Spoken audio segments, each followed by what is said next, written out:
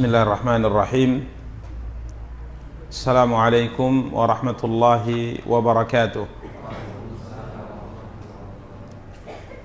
Alhamdulillahi rabbil alamin. Wassalatu wassalamu ala ashrafil anbiya'i wal mursalin, nabiyyina Muhammadin wa ala alihi wa sahbihi ajma'in. Ashhadu an la ilaha illallah wahdahu la syarika lah, wa ashhadu anna Muhammadan abduhu wa rasuluh sallallahu alaihi wa ala alihi wa ashabihi wa man ihtada bihadyihi wastanna bisunnatihi ila yaumiddin wa sallama tasliman katsira, amma ba'du. Ikhwani wa akhawati kaum muslimin, kaum muslimat, rahimani wa rahimakumullahu jami'a. Alhamdulillah, puji dan syukur senantiasa kita ucapkan untuk Allah subhanahu wa ta'ala atas nikmat dan karunia yang diberikan oleh Allah subhanahu wa ta'ala untuk kita semua. Salawat beserta salam semoga senantiasa dilimpahkan oleh Allah untuk junjungan dan panutan kita Nabi Allah yang mulia Muhammad sallallahu alaihi wasallam. Ikhwani wa akhawati kaum muslimin, kaum muslimat, rahimani wa rahimakumullahu jami'a. Biidznillah, pada kesempatan yang berbahagia kali ini kita akan kembali melanjutkan kajian dan pembahasan kita, mencoba untuk membaca dan menjelaskan kitab Riyadhus Shalihin karya Al-Imam Abu Zakaria Yahya bin Sharaf An-Nawawi rahimahullahu ta'ala.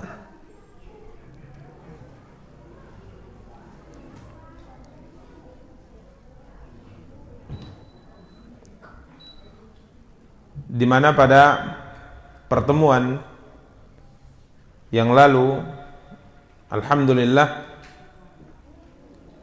kita telah sampai pada pembahasan hadis nomor 191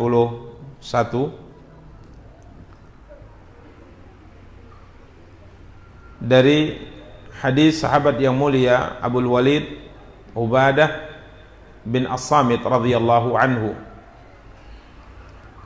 yang menyebutkan tentang baiat sumpah setia yang beliau lakukan bersama dengan para sahabat-sahabat Nabi sallallahu alaihi wasallam yang lainnya, berjanji untuk melakukan beberapa hal. Yang pertama, untuk senantiasa mendengar dan mentaati perintah dari pemimpin, baik dalam kondisi sulit maupun dalam kondisi mudah, baik dalam perkara yang ringan maupun dalam perkara yang berat, baik dalam perkara yang pemimpin senantiasa menuntut hak mereka dan melalaikan kewajibannya. Kemudian kami juga berbaiat untuk tidak menentang kepemimpinan dari yang memegangnya, kecuali jika kalian melihat kekufuran yang nyata. Indakum minallahi fihi burhan, di mana kalian memiliki bukti yang jelas dari Allah subhanahu wa ta'ala tentangnya. Kemudian baiat berikutnya adalah an naqula bil haqqi aina ma kunna la nakhafu fillahi laumata laim. Dan kami juga berbaiat kepada Rasulullah sallallahu alaihi wasallam untuk mengatakan kebenaran dimanapun kami berada, tanpa takut kepada cemoohan orang-orang yang mencemooh dalam urusan membela agama Allah subhanahu wa ta'ala. Ini hadis yang alhamdulillah telah kita bacakan pada pertemuan yang lalu dari sahabat yang mulia Ubadah bin As-Samit radhiyallahu taala anhu, yang menunjukkan tentang metode ahlu sunnah wal jamaah terkait dengan sikap mereka terhadap para pemimpin, yang mana telah kita jelaskan pada pertemuan yang lalu, mengikuti apa yang disampaikan oleh Nabi sallallahu alaihi wasallam ini akan mendatangkan untuk manusia kemaslahatan dalam urusan dunia.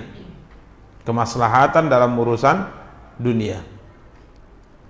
Kemudian yang terkait dengan bab telah kita jelaskan pada pertemuan yang lalu, kalimat terakhir dari baiat yang diambil oleh para sahabat kepada Rasulullah sallallahu alaihi wasallam, atau baiat yang diambil Rasulullah dari para sahabat, yakni an naqula bil haqq aina ma kunna, ya, untuk selalu mengatakan kebenaran dimanapun kami berada dan tidak takut cemoohan orang-orang yang mencemooh. Artinya selalu dalam kondisi apapun, dimanapun, selalu memerintahkan manusia kepada al-ma'ruf, kebaikan, dan melarang mereka dari perkara yang mungkar. Ya, ini para ikhwah dan akhwat yang dimuliakan dan dirahmati oleh Allah Subhanahu wa taala, yang telah kita jelaskan atau akhir pembahasan hadis yang telah kita jelaskan pada pertemuan yang lalu. InsyaAllah pada kesempatan yang berbahagia kali ini kita akan lanjutkan hadis 192 dari An-Nu'man bin Bashir radhiyallahu anhuma, dari Nabi sallallahu alaihi wasallam, beliau bersabda, "Matsalul qa'imi fi hududillah wal waqi'i fiha kamatsali qaumin istahamu ala safinatin fasara ba'duhum a'laha wa ba'duhum asfalaha wa kana alladhina fi asfaliha idza istaqaw min al-ma'i marru ala man fawqahum faqalu law anna kharaqna fi nasibina kharqan wa lam nu'dhi man fawqana fa in tarakuhum wa ma aradu halaku jami'an wa in akhadhu ala aydihim najaw wa najaw jami'a." Hadis Nu'man bin Bashir ini dari Nabi sallallahu alaihi wasallam menyebutkan tentang sebuah perumpamaan orang-orang yang senantiasa melakukan amar ma'ruf dan nahi mungkar di tengah masyarakatnya. Dan perumpamaan-perumpamaan seperti ini mendekatkan kita kepada sebuah kenyataan. Artinya sebuah perkara yang dijelaskan dalam Al-Quran atau dijelaskan dalam hadis Nabi SAW, apabila penjelasannya itu dengan sebuah perumpamaan, ini lebih mudah dipahami, ya, lebih mudah dipahami. Karenanya banyak sekali perumpamaan-perumpamaan dalam Al-Quran dan banyak sekali perumpamaan-perumpamaan dalam hadis untuk menjelaskan sesuatu yang ingin disampaikan oleh Allah dan Rasul yang mulia sallallahu alaihi wasallam. Allah berfirman, wa tilkal amthalu nadribuha lin-nasi wa ma yaqiluha illa al-alimun. Itulah perumpamaan-perumpamaan yang kami berikan kepada manusia dan tidak ada yang memahaminya kecuali orang-orang yang memiliki ilmu. Karena dalam Al-Quran banyak sekali perumpamaan. Ada perumpamaan terkait dengan binatang-binatang tertentu, ya, seperti Allah membuat perumpamaan seekor lalat, membuat perumpamaan seekor laba-laba, dan yang lain-lainnya, ya, karena perumpamaan-perumpamaan seperti ini mendekatkan pemahaman, sehingga dengan mudah seseorang itu memahami apa yang sebenarnya pesan yang ingin disampaikan dari ayat atau hadis tersebut. Maka di sini Nabi SAW memberikan perumpamaan yang sangat gamblang, perumpamaan yang sangat jelas, perumpamaan yang sangat terang tentang orang-orang yang melakukan amar ma'ruf dan nahi mungkar di tengah masyarakatnya. Apa faidah yang akan didapat dan apa mudarat atau bahaya jika seandainya amar ma'ruf dan nahi mungkar di tengah masyarakat tidak ditegakkan atau tidak dilakukan? Apa dampaknya? Apa keburukan yang akan dirasakan? Maka beliau sallallahu alaihi wasallam bersabda, perumpamaan orang yang teguh menjaga larangan-larangan Allah dan orang-orang yang terjerumus di dalamnya. Yang dimaksud dengan teguh menjaga larangan-larangan Allah adalah al-mudafi, kata para ulama, an hududillah, orang-orang yang membela syariat, ya, orang-orang yang membela syariat, orang-orang yang menjaga syariat, orang-orang yang berusaha melakukan amar ma'ruf dan nahi mungkar di tengah masyarakatnya. Wal waqi'i fiha, ya, perumpamaan mereka ini, yakni orang-orang yang selalu berusaha menjaga syariat, berusaha menyebarkan syariat, ya, berusaha melarang orang dari perbuatan mungkar, memotivasi orang untuk melakukan perbuatan yang baik, dengan orang yang tidak seperti itu. Berarti orang yang melakukan kemungkaran dan orang yang meninggalkan perkara yang ma'ruf. Maka perumpamaan dua kelompok ini, kata Rasulullah sallallahu alaihi wasallam, bagaikan satu kaum istahamu ala safinah, ya, bagaikan satu rombongan yang menaiki sebuah kapal, kata Rasulullah, menaiki sebuah bahtera, dan rombongan ini tatkala menaiki kapal tersebut, kata Rasulullah SAW, tidak memungkinkan karena jumlah mereka yang banyak untuk diletakkan dalam satu tingkat. Jadi kapal itu punya dua tingkat, tingkat atas dan tingkat bawah. Sedangkan rombongan jumlahnya banyak, tidak mencukupi, kata Rasulullah, secara makna untuk diletakkan dalam satu tingkat. Sehingga dalam kondisi seperti ini, karena tentunya tidak bisa, ya, dalam pembahasan fikih tatkala hak itu sama rata, kemudian tidak bisa ditunjuk atau dipilih orang yang mendapatkan pelayanan tertentu dan mengesampingkan yang lainnya, padahal mereka semua memiliki hak yang sama, kecuali dengan dilakukan undian. Kecuali dengan dilakukan apa? Undian. Di sini kalimatnya adalah istahamu, kecuali dengan diundi atau al-qur'ah.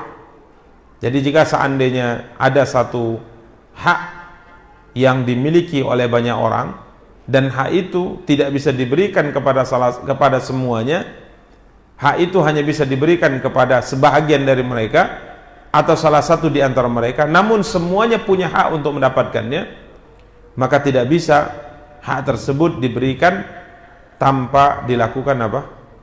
Undian. Jadi mesti diundi. Sama seperti orang-orang ini, kata Rasulullah, mereka mesti diundi. Rombongan ini harus diundi satu persatu. Siapa yang berhak mendapat tempat di tingkat atas dan siapa yang harus diletakkan di tingkat bawah. Yang biasa tingkat atas lebih apa? Lebih diutamakan gitu. Karena mungkin pemandangannya dan yang lainnya.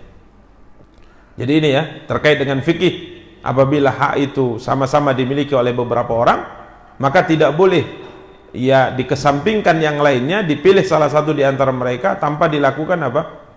Undian. Allahumma kecuali kalau yang lainnya ridha, dia mengatakan sudah kami tanazul, kami tidak mengambil hak kami, silahkan diambil oleh si fulan. Ini tidak mengapa. Tapi kalau sama-sama punya hak dan sama-sama tidak ridha, maka tidak ridha diambil oleh sebagian dari mereka, maka solusi dalam Islam adalah dilakukan apa? Qur'ah.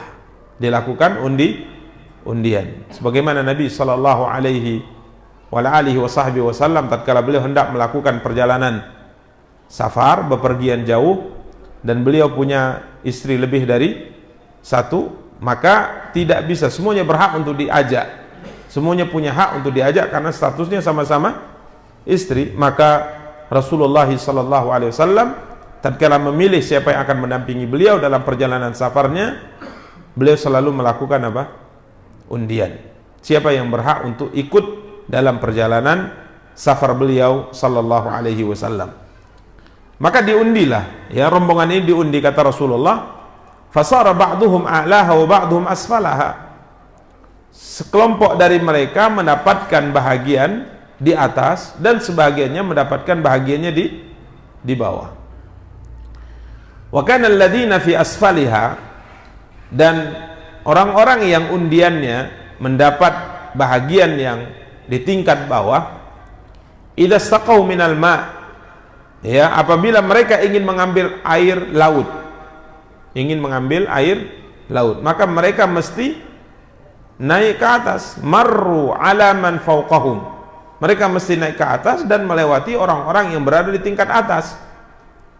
Ya, jadi setiap kali butuh air naik ke atas, ya tentunya ini butuh tenaga, butuh perjuangan, ya, naik ke atas, kemudian juga mengganggu orang-orang yang di tingkat atas. Mereka sedang istirahat, selalu lewat, ya, pulang pergi untuk mengambil air. Maka orang-orang yang ada di bawah, di tingkat bawah berkata antar sesama mereka, "Lau anna kharatna fi nasibina kharqan wa lam nu'dhi man fawqana." Maka mereka punya ide, namun idenya adalah ide yang mematikan. Seandainya kita melubangi di bahagian bawah kita dan tidak lagi mengganggu orang-orang yang di atas kita, yang teman-teman di atas, karena air itu sebenarnya sudah dekat dengan kita. Di bawah kita ini air, tinggal dilubangi saja, keluar air tanpa bersusah payah. Walam nu'dhi man fawqana, dan kita juga tidak mengganggu teman-teman yang ada di atas. Ini ide mereka, ya. Rasulullah sallallahu alaihi wasallam bersabda, "Fa in tarakuhum wa ma aradu halaku jami'ah." Jika seandainya mereka membiarkan orang-orang ini melakukan apa yang mereka inginkan, niscaya mereka semua binasa, semua tenggelam. Wa in akhadhu ala aidihim najau wa najau jami'ah. Tetapi jika orang-orang yang ada di atas itu mencegah orang-orang di bawah, jangan lakukan itu, niscaya mereka akan selamat dan semuanya juga selamat. Ini perumpamaan yang sangat indah yang disabdakan oleh Nabi SAW tentang orang-orang yang melakukan amar ma'ruf dan nahi mungkar, dan orang-orang yang meninggalkan ma'ruf dan melakukan kemungkaran. Berarti orang yang ada di bawah yang berkeinginan untuk melubangi kapal tersebut demi untuk mendapatkan air dengan mudah, tidak mengganggu orang lain, ini sama seperti orang melakukan perbuatan mungkar. Sedangkan orang-orang yang di atas, yang apabila melarang mereka, menahan mereka, mengingatkan mereka bahwa yang mereka akan lakukan itu adalah sesuatu yang konyol, sesuatu yang bisa membahayakan, maka ini perumpamaan seperti orang-orang yang melakukan amar ma'ruf dan nahi mungkar. Karena dalam Islam, para ikhwah dan akhwat yang dimuliakan dan dirahmati Allah, tidak ada sebagaimana yang diucapkan oleh sebagian orang bahwa setiap kita tidak boleh mengurusi urusan orang lain. Ini ucapan mutlak yang bisa kadang-kala benar, bisa kadang-kala salah. Ya, karenanya kalau seandainya seorang melihat orang lain melakukan perbuatan dosa, perbuatan kejahatan, kemudian dia berkata itu urusan mereka, tidak perlu kita ikut campur, maka ini dalam kacamata Islam, dalam tinjauan syariat, para ikhwah dan akhwat yang dimuliakan dan dirahmati Allah, adalah sebuah kesalahan. Kenapa? Karena kalau seandainya kita tidak melarang, kita tidak melakukan amar ma'ruf dan nahi mungkar, maka masyarakat kita sama seperti orang-orang yang berada di kapal ini. Kita hidup di atas bahtera, kita hidup di atas kapal, dan kita sama-sama di atas itu, dan kita sama-sama berlayar. Jika seandainya terjadi sesuatu pada kapal yang sama kita tumpangi ini, maka akibat yang dirasakan oleh semua penumpang, bukan hanya yang di tingkat atas atau bukan hanya di tingkat bawah yang akan merasakan, semuanya akan merasakan.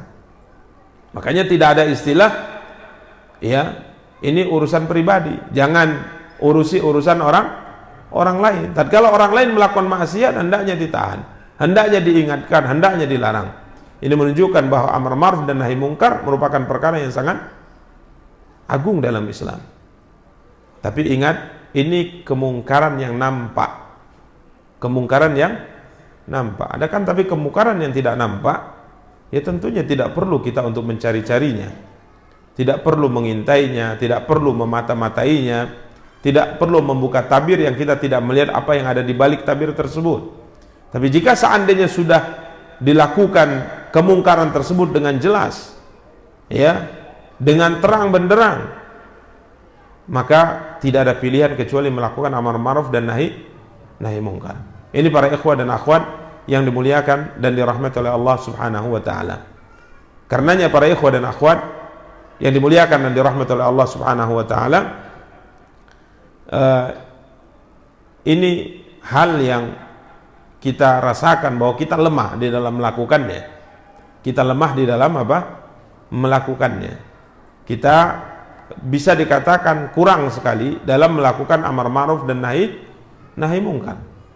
Ya, sehingga dampak daripada kemungkaran yang terus bertambah, terus menyebar, terus terlihat, dampaknya itu berat.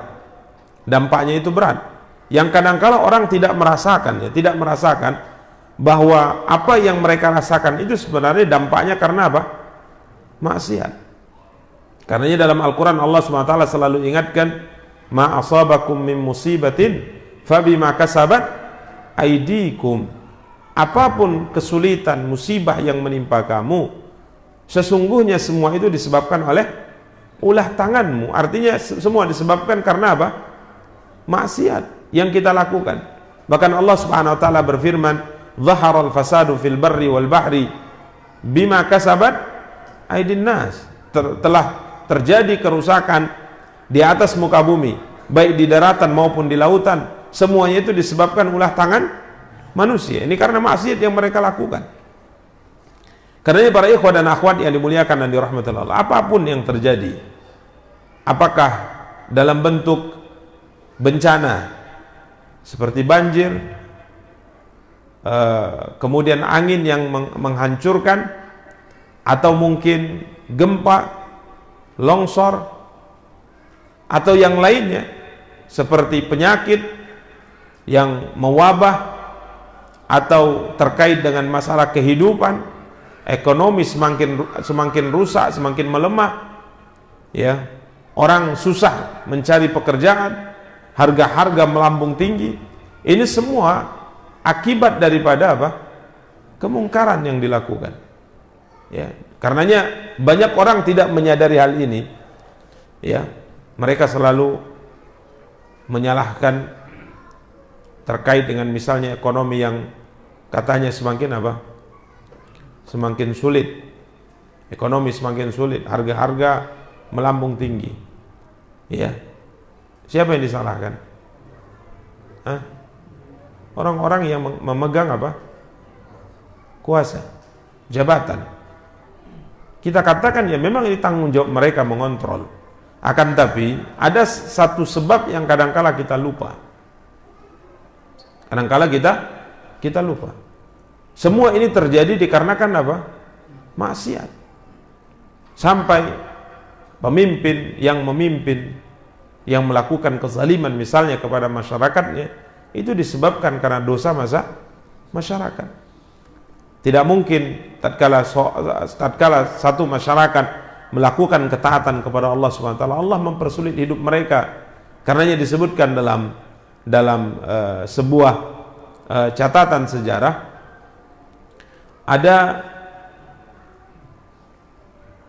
biji gandum itu sangat besar, sampai disebutkan biji gandumnya itu sebesar biji kurma. Ya, jadi disimpan gitu, ada berapa banyak biji gandum, itu bijinya itu sebesar biji kurma.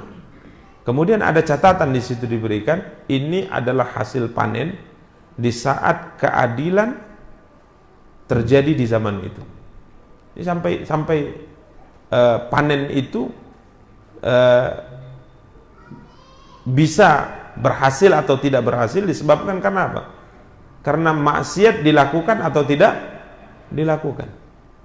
Ya, curah hujan yang misalnya semakin menurun, ya, kemudian cuaca yang semakin hari semakin panas.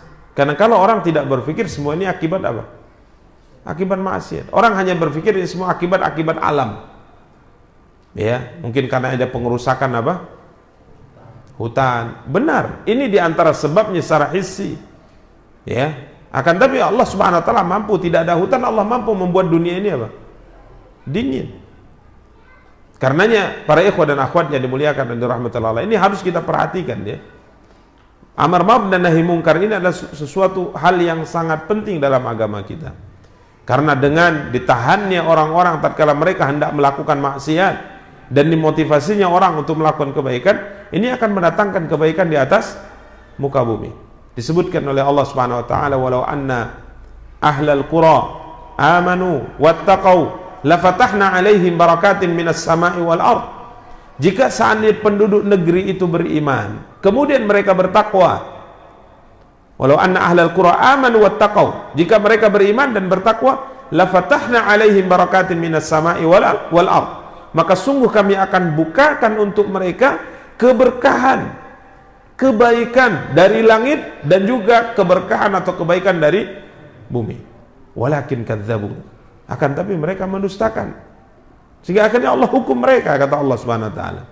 Jadi iman dan takwa, menjalankan perintah Allah, itu dampak baiknya itu akan terlihat pada kehidupan manusia. Dan maksiat, pelanggaran, kemaksiatan yang dilakukan, apalagi kalau sudah menyebar menjadi kebiasaan, dianggap remeh dan dianggap biasa oleh masyarakat, ini dampaknya dirasakan dalam kehidupan. Ya, dan hadis-hadis yang berbicara tentang ini sangat banyak sekali, sangat banyak sekali. Islam mengkaitkan semua musibah itu disebabkan maksiat. Ya, demikian para ikhwah dan akhwat yang dimuliakan dan dirahmati oleh Allah Subhanahu wa taala. Berikutnya hadis nomor 193. Hadis dari Ummul Mukminin Ummu Salamah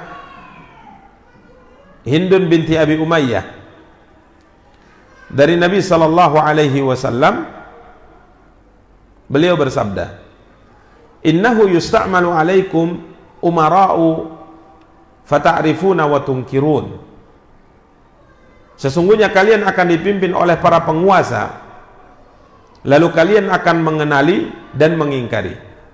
Ini nubuat ya dari Nabi sallallahu alaihi wasallam bahwa akan ada orang-orang yang memimpin kaum muslimin, ya, kemudian mereka melakukan semasa kepemimpinan mereka perkara-perkara yang ma'ruf, perkara-perkara yang baik, tapi juga mereka melakukan perkara-perkara yang mungkar. Jadi akan ada pemimpin-pemimpin zalim nanti, kata Rasulullah sallallahu alaihi wasallam, yang akan memimpin kalian. Zalim. Ini sudah kita jelaskan pada pertemuan yang lalu di nomor hadis 191. Ya. Nubuat Nabi sudah mengisyaratkan bahwa akan muncul memimpin kaum muslimin pemimpin-pemimpin apa? Zalim. Pemimpin-pemimpin yang melakukan kemungkaran, pemimpin-pemimpin yang melakukan kezaliman. Kemudian Rasulullah sallallahu alaihi wasallam bersabda, "Faman kariha faqad bari'a wa man ankara faqad salima walakin man radiya wa taba." Rasulullah sallallahu alaihi wasallam bersabda, maka barang siapa yang membenci dengan hatinya, dia benci kemungkaran yang diingkari, yang dilakukan oleh pemimpin, penguasa, maka dia bebas. Dia apa? Bebas. Dan barang siapa yang mengingkari, maka dia selamat. Maka dia apa? Selamat. Ini mengisyaratkan kepada hadis yang sebelumnya, ya, terkait dengan tingkatan melakukan amar ma'ruf dan nahi mungkar. Minimal mengingkari dengan apa? Dengan hati. Tatkala ia tidak mampu mengingkari dengan tangan, tidak mampu mengingkari dengan lisan, maka minimal dia ingkari dengan hati, yakni dengan membencinya, dengan membencinya. Dan ini kata Rasulullah SAW, kalau ia membencinya, artinya tidak ikut serta dan tidak duduk di situ, maka dia, kata Rasulullah SAW, telah bebas dari dosa. Tapi yang binasa adalah man radhiya wa taba.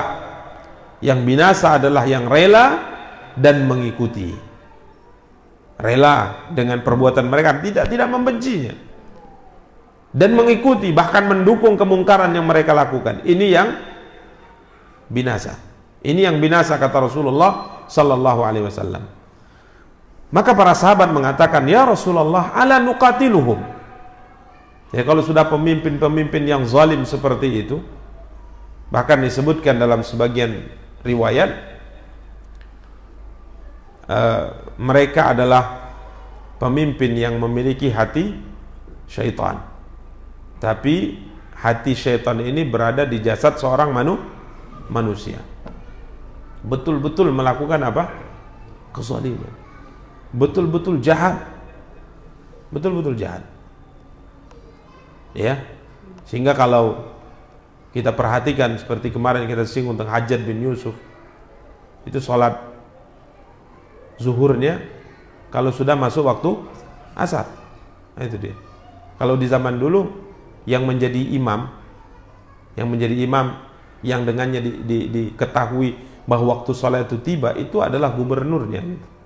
Jadi ada masjid agung gitu, masjid besar, itu yang jadi imam adalah gubernur, yang khatib adalah gubernur. Makanya kalau gubernur belum nyuruh adzan, gubernur belum nyuruh sholat, yang nggak ada mengerjakan sholat. Maka Hajjaj bin Yusuf melakukan hal yang tidak pernah dilakukan oleh para pemimpin-pemimpin sebelumnya. Dia undurkan waktu sholat. Jadi dia tidak sholat zuhur kecuali sampai waktu asar. Ya, ini dia lakukan dan itu sengaja. Itu sengaja. Ya, sampai ada di antara mereka yang menambah sholat mereka. Jadi dia imam, pemimpin, dia sholat 4 rakaat, dibuatnya 5. Kemudian setelah salam dia bilang, "Gimana? Mau tambah lagi nggak?" katanya. Oh, ini luar biasa nih pemimpinnya. Kalau ditanya tentang kezaliman, ulama dibunuhnya. Para ulama dibunuh terang-terangan. Ya, terang-terangan dia bunuh. Jadi betul-betul apa? Zalim. Maka tatkala Nabi sallallahu alaihi wasallam menyampaikan karakter pemimpin-pemimpin yang akan muncul seperti itu, ya, dengan kejahatannya, dengan kebengisannya, dengan kemungkaran yang mereka lakukan, maka para sahabat langsung mengatakan, "Ala nuqatiluhum?" Ya Rasulullah, apakah kita boleh memerangi mereka? Ini pertanyaan jelas, tegas, lugas. Kalau sudah seperti itulah pemimpinnya, bolehkah kami memerangi mereka? Bolehkah kami angkat senjata melawan mereka? Qala la.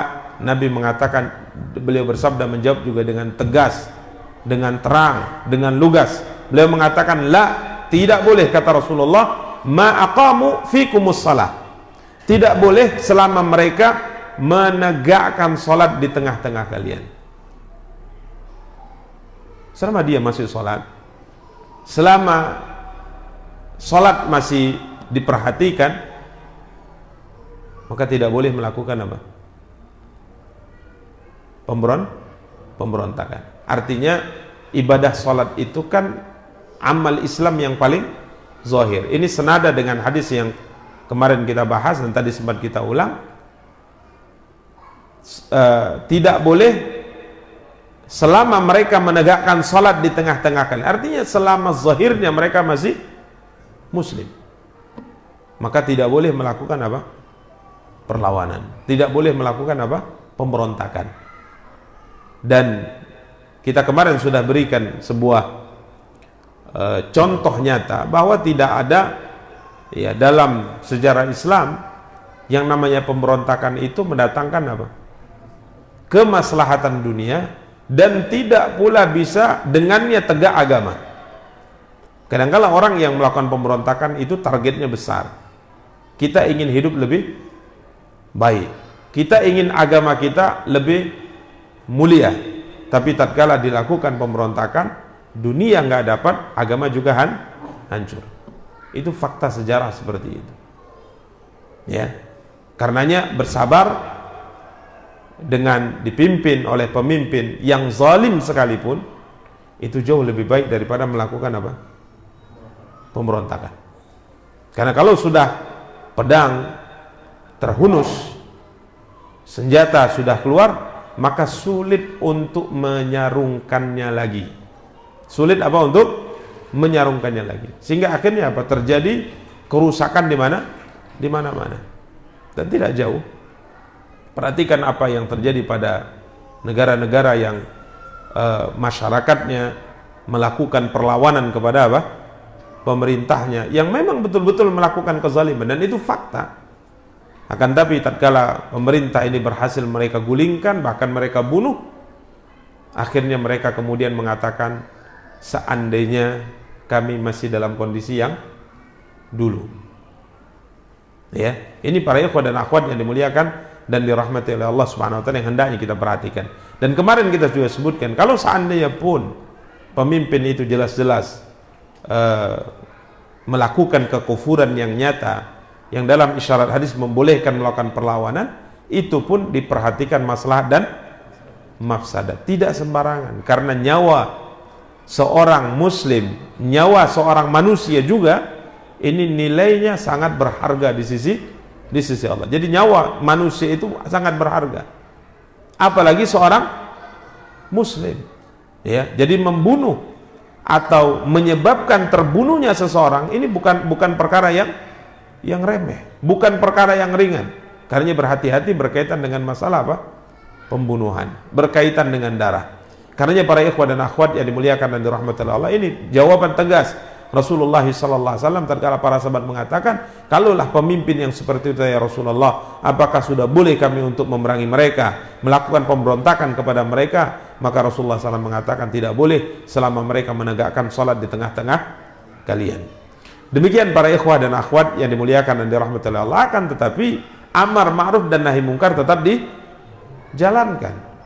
Bukan berarti kemudian kita mengatakan ya sudah seperti itu kita diam saja, ada kemungkaran dilakukan kita diam. Tidak, lakukan amar ma'ruf dan nahi mungkar sesuai dengan kemampuan yang kita miliki. Ya, kalau bisa disebutkan dalam hadis ini, man angkar faqad salim. Yang mengingkari dengan lisan atau mengingkari mungkin dengan tangan, dia selamat. Artinya ini tingkatan yang paling tinggi. Tapi minimal adalah mengingkari dengan apa? Dengan hati. Kita membencinya, tidak melakukannya, dan tidak berada di tempat-tempat yang dilakukan padanya apa? Kemungkaran.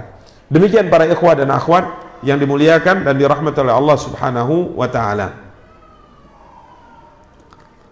Kemudian hadis nomor 194.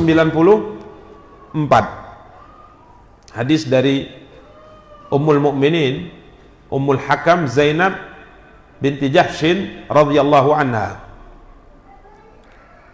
tentang Rasulullah sallallahu alaihi wa alihi wasallam. Disebutkan dalam sebagian riwayat, bangun dari tidurnya atau tidur siang dalam keadaan ketakutan. Ya, anna Nabi sallallahu alaihi wasallam dakhala 'alaiha fazi'ah. Beliau pernah masuk menemuinya dalam keadaan ketakutan. Terlihat dari wajah beliau gusar, khawatir, rasa takut, itu terlihat dari wajah beliau sallallahu alaihi wasallam. Kemudian beliau bersabda, menyebutkan tentang sebab kekhawatiran beliau, rasa takut beliau. Beliau bersabda, la ilaha illallah, tidak ada sesembahan yang berhak disembah kecuali Allah. Wailun lil arabi min syarrin qad iqtarab, celakalah orang-orang Arab karena adanya keburukan yang telah dekat. Ya, keburukan di sini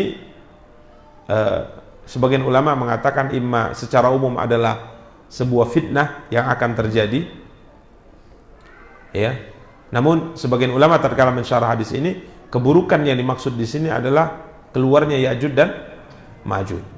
Ya, sebagian mengatakan tidak khusus terkait dengan Ya'juj dan Ma'juj, akan tapi ini umum.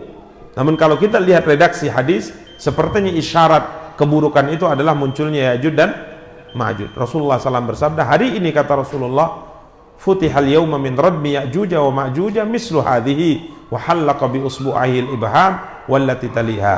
Hari ini kata Rasulullah SAW, dinding penghalang Ya'juj dan Ma'juj telah terbuka seperti ini. Kemudian Nabi isyaratkan jari apa ini? Ibu jari dengan telunjuk. Nabi sallallahu alaihi wasallam bengkokkan jari telunjuk di ujung jari, di ujung ibu jari. Kemudian Nabi sallallahu alaihi wasallam satukan. Seperti ini. Nabi rapatkan di posisi paling ujung, kemudian ibu jarinya disatukan. Nabi mengatakan, hari ini kata Rasulullah SAW, dinding penghalang Ya'juj dan Ma'juj telah terbuka sebesar ini, kata Rasulullah. Telah terbuka sebesar, berarti kecil masih. Ya. Kemudian Nabi SAW mengatakan, inilah disebutkan di awal hadis tadi, celaka bagi orang-orang Arab dari keburukan yang sudah dekat, karena dinding Ya'juj dan Ma'juj hari ini terbuka sebesar ini, kata Rasulullah sallallahu alaihi wasallam. Insyaallah hadis ini akan kita lanjutkan pada pertemuan yang akan datang. Kita cukupkan pembahasan kita dengan doa kafaratul majlis. Subhanakallahumma bihamdika asyhadu an la ilaha illa anta astaghfiruka wa atubu ilaik. Wassalamualaikum warahmatullahi wabarakatuh.